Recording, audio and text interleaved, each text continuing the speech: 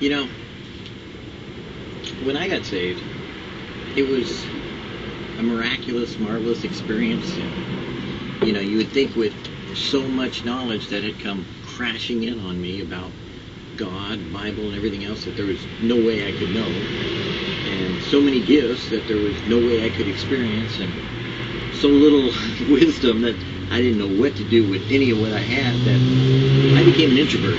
I was terrified of what had just happened because I didn't want to screw it up. Because all this scriptures were in my head constantly. I would walk along and I could see things, and it was strange. I mean, I could look at people and see, well, it's a long story, but someday ask me about it. But anyways, you could see things that you never knew you could see, and know things you never knew you could know. And for me, that was like terrifying. It was like, really, I didn't want to be infected, and I didn't want to mess up what it was that God had given me. And I was kind of like, wow, this is strange. And so the few people that, I knew, I was very cautious with and careful. I'd share my faith, but I didn't share much about what, my personal relationship at the time was with Jesus, because I was still experiencing it. I didn't have a clue as to, scriptures kept flooding my brain, but I didn't have a clue as to what it really meant. It just was there. And the joy was there, the peace was there, the love was there. It's like all over the place. But there were some things that, maybe you've done it the hard way and you're trying to figure it out right now. And maybe I can help you on that. Because I remember, when I finally kind of got grounded, I kind of took God a while to get me to this place where I was going to learn. And I was still nervous because I didn't want other Christians to infect me with whatever it is they had, because I was afraid that they would screw up what I got because I was happy with what I had. I figured they had more than I did. Little did I know that no, not necessarily true.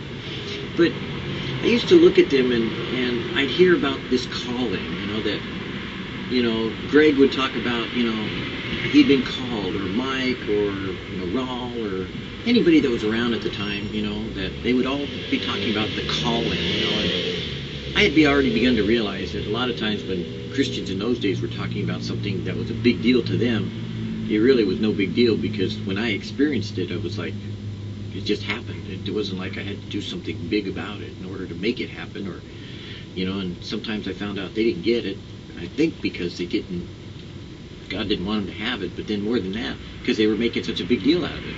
Like gifts of the Spirit, and, speaking in tongues, interpretation, and prophecy, and word of knowledge, and word of this, and word of that. Man, it just all came flooding on me. I was like, I didn't know what to do. It was kind of weird. I felt like I was an alien, possessed, and had all this ability. But the point being is that when it began to become grounded, then I realized, God and this calling thing was simply talking to God and having Him talk to you. It's simpler than you think. Sometimes it's just going out and doing what God already has told you to do. And as I began to see in the saints' lives in the old days, they were the same way. They just did what Jesus said. They just went out. They read about it in Matthew, and when He sent out the 70, and some people say, well, that can't be, that was only for that particular time, and no offense to them, but they're off the wall. Anyways, we're not going to get into the eschatology of it, or we're not going to get into the hermeneutic or the homiletic of it, but we're going to say, guess what? If God is telling you to go like the 70, go. But the point of this calling idea was that they had to have some quote-unquote anointing for ministry, and really, you already have it. When you got saved, God put His Spirit on you and deposited in you, and He grew you up through Him. And if He tells you to do something, He's already put Himself in you, so you've got the King of Glory, so to speak, the King of Kings in you, and you're already anointed, so go do it, because you're appointed to do the works of salvation for someone else and to share with them. So whatever calling you think you're waiting for, don't wait anymore. You got it, but you got to go do it. And you know what? If it works, you were right. If it don't, you were wrong. It's that simple. Run into a wall, go the other way. That's the way I lived my life. And after 35 years plus of being a Christian, it's not such a bad life. Sometimes it's just a question of your faith being tested to see if you really believe what Jesus said, and if you're really doing as He told you to. In streams, He went out not knowing whither he went. That's how I grew up. I literally, one day,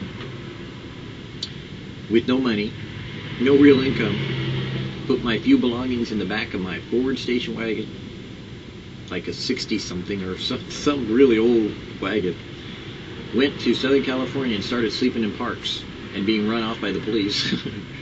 And sleeping on the beach and being run off by police, and sleeping anywhere I could, being run off by the police, to go to Calvary of Costa Mesa at the time, because I had heard it on the radio, and I said, I gotta go there. And the Lord said, go there. And so I did.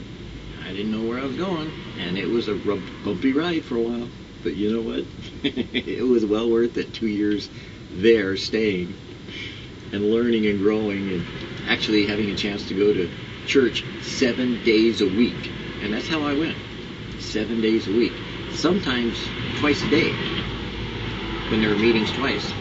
And every once in a while, I was really blessed, because you know what I did? I went 3 times in one day. It still went 7 days a week. It was cool. I was on a cram course. He went out not knowing whither he went. It is faith without sight. When we can see, it is not faith, but reasoning. In crossing the Atlantic, we observed this very principle of faith. We saw no path upon the sea, nor sign of the shore. And yet, day by day, we were marking our path upon the chart as exactly as if there had followed us a great chalk line upon the sea. And when we came within 20 miles of land, we knew where we were as exactly as if we had seen all 3,000 miles ahead. How had we measured and marked our course? Day by day, our captain had taken his instruments and, looking up to the sky, had fixed his course by the sun.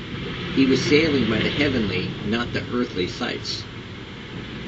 So faith looks up and sails on, by God's great sun, not seeing one shoreline or earthly lighthouse or path upon the way.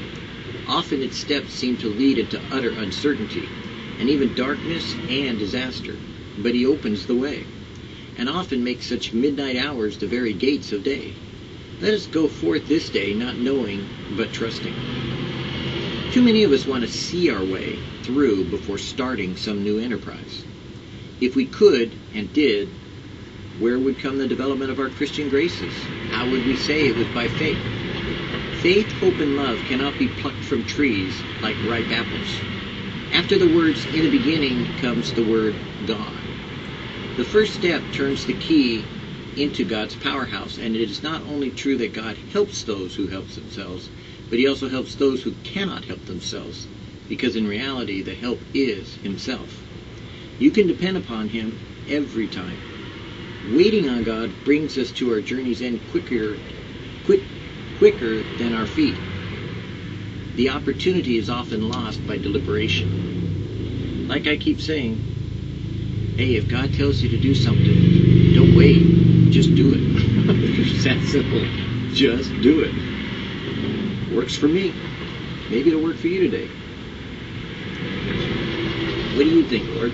Do you think they should just do it? What did you tell your disciples to do? Follow you? There you go.